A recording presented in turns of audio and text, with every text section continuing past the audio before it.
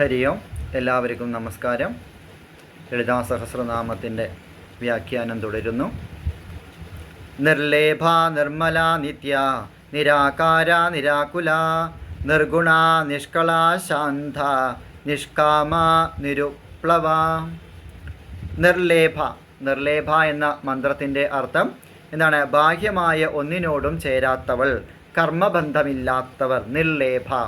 അത് നമ്മളൊക്കെ ഈ സംസാരത്തിൽ ഓരോരോ വസ്തുക്കളോട് നമ്മളൊക്കെ ഇങ്ങനെ ബന്ധപ്പെട്ട് കിടക്കുകയാണ്. അതായത് നമ്മളുടെ വാസനകൾ നശിക്കാതെ നമ്മൾ ഓരോ വസ്തുക്കളോടും ഇങ്ങനെ ബന്ധപ്പെട്ട് ഇങ്ങനെ കിടക്കുകയാണ്, ഒന്നൊന്നിനോട് കണക്ഷനായിട്ട് കിടക്കുക. എന്നാൽ ദേവി അങ്ങനെയല്ല. ദേവി എങ്ങനെയാണ്? നിർലേഭയാണ്. അതായത് ബാഹ്യമായ ഒന്നിനോടും ചേരാത്തവളാണ്, അല്ലേ? അതായത് ഒരു വസ്തുവും ദേവിയെ ബാധിക്കുന്നില്ല, യാതൊരു കർമ്മവും ദേവിയെ ബാധിക്കുന്നില്ല. എല്ലാത്തിനും അതീതമായിട്ടാണ് ദേവി വർത്തിക്കുന്നത്. നിർമ്മല. നിർമ്മല എന്ന മന്ത്രത്തിൻ്റെ അർത്ഥം പരിശുദ്ധയായവൾ എന്നാണ്. അത് ദേവി സദാസമയം പരിശുദ്ധയാണ്, നിർമ്മലയാണ്. പിന്നെ നിരാകാര. നിത്യ. നിത്യയാണ്. നിത്യ എന്ന് പറഞ്ഞു കഴിഞ്ഞാൽ എന്താണ്? നിത്യമായത്, ഒരിക്കലും നാശമില്ലാത്തവൾ. നിർലേഭ നിർമ്മല നിത്യ, ഒരിക്കലും നാശമില്ലാത്തവളാണ്. അത് ദേവി യാതൊരു കർമ്മത്തോടും ബന്ധമില്ലാത്തവളാണ്. അതായത് കർമ്മബന്ധമില്ലാത്തവളാണ്, ഒന്നിനോടും ഒട്ടലില്ലാത്തവളാണ്. പിന്നെ നിർമ്മലയാണ്, പരിശുദ്ധയാണ്, നിത്യയാണ്, ശാശ്വതമായ സത്യമാണ് ദേവി. നിത്യയായ വസ്തുതയാണ് ദേവി, നിത്യമായ പരമാർത്ഥമാണ് ദേവി. ഇനി നിരാകാര. നിത്യ, ഒരിക്കലും നാശമില്ലാത്തവള്, നിത്യ മന്ത്രസ്വരൂപിണി എന്ന് പറയാം.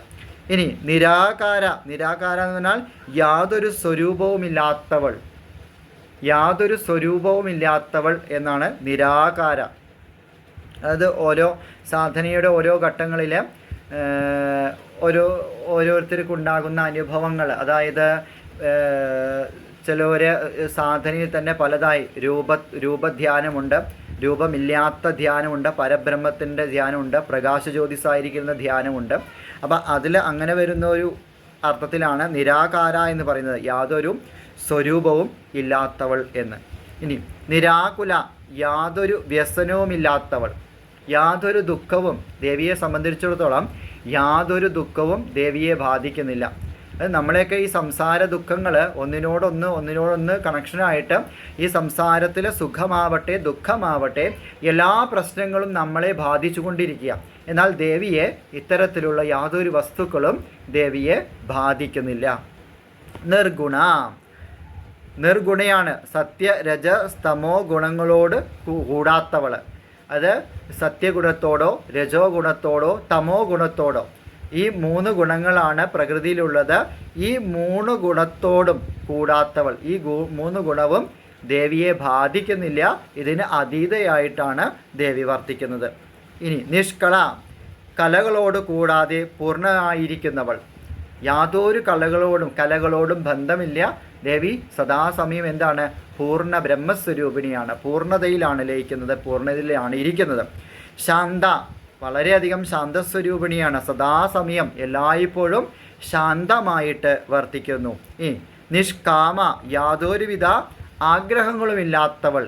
അതായത് ആഗ്രഹങ്ങളുടെ എല്ലാം അപ്പുറത്തെത്തിയവൾ, ആഗ്രഹങ്ങളെല്ലാം നിയന്ത്രണത്തിൽ കൊണ്ടുവന്നവൾ, വിജയിച്ചവൾ, ഒരു യോഗിനിയുടെ ഭാഗവത്തിൽ ഇരിക്കുന്നവൾ.